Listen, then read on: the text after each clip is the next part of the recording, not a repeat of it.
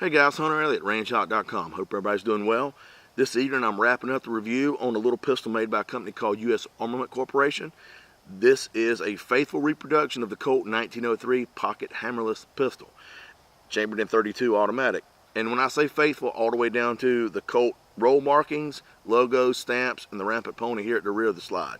And basically, U.S. Armament Corporation went to Colt and got permission to use their roll markings and logos, and they're paying them royalties for the gun, so we're all good to go on that.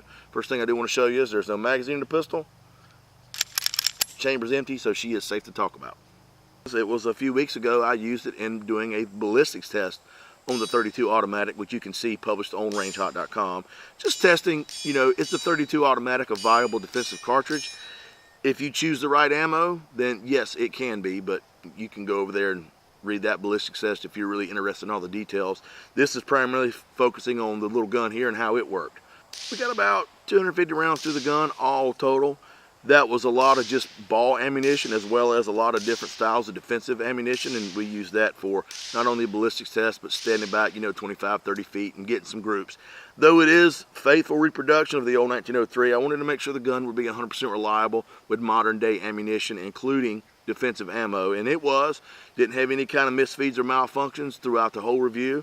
I'm satisfied the little gun is reliable. It's very well put together. It is not cheap, but also understand that, you know, the old 1903 Colts are really cool. It's a neat little gun. I remember the first time I really got turned on to it was Humphrey Bogart had one in Key Largo there toward the end and used it to kind of save the day. And I've always thought there's a tremendous amount of romance with these old Colts. And it's cool to see something else coming out brand new that's not a 1911, but still that old historical type gun. I can certainly appreciate that. And it is a very faithful copy. I mean, you know, I've got another original Colt 1903 pocket hammerless, and I'm going to show you the magazine that's out of that.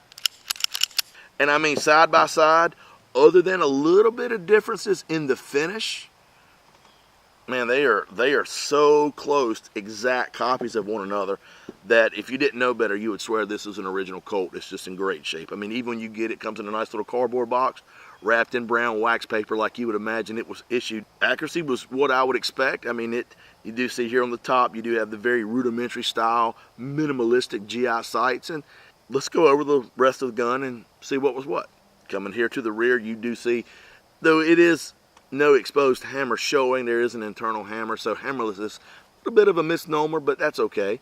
Then you come down here and you got the faithful reproduction of the grip safety, but the grip safety here is a little bit different and, you know, what you might be used to seeing, you know, modern pistols, 1911s, what have you. Coming down here to the rear, you've got the European style heel magazine release, which I'm not a big fan of. It does have a little short GI style steel trigger, and it does have a little bit of take up.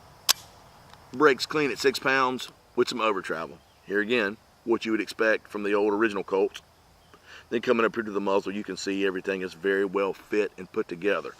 I ran this gun with the 8-round magazine that U.S. Armament Corporation supplied. It ran fine, didn't have any issues, reliability or whatever, and even used the original Colt magazine from this older original Colt 1903, and it actually functioned with that fine. It's a neat little pistol. I mean, if you were in the market to have something that's a little different, kind of cool, the original Colts, there's nothing wrong with them, but you know, a lot of them are collectible and they've gotten expensive. So, sorry, we got some birds moving in and out and around and they don't realize we're filming, so you have to contend with that. Okay. So, you know, with the older 1903s being kind of collectible now, the prices have gone up and they are a little on the expensive side. Whereas now you do have an option if you want to buy something that's brand new but a faithful reproduction that you can take out and shoot. Well, U.S. Armament Corporation's got you hook up. So it's a neat little gun. I've enjoyed testing it. A lot of my friends that shot it thought it was pretty cool. It is what I would consider maybe just a cat hair too large for a deep concealment gun, but certainly would serve well as a concealed carry pistol.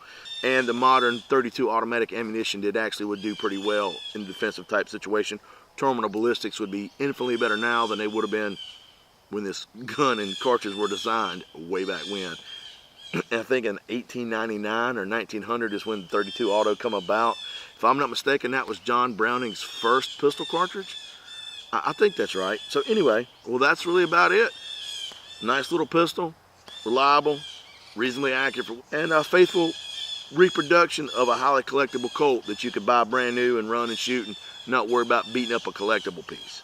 So that's it. Look, I want you to take care of yourselves and each other, and I look forward to seeing you at the range.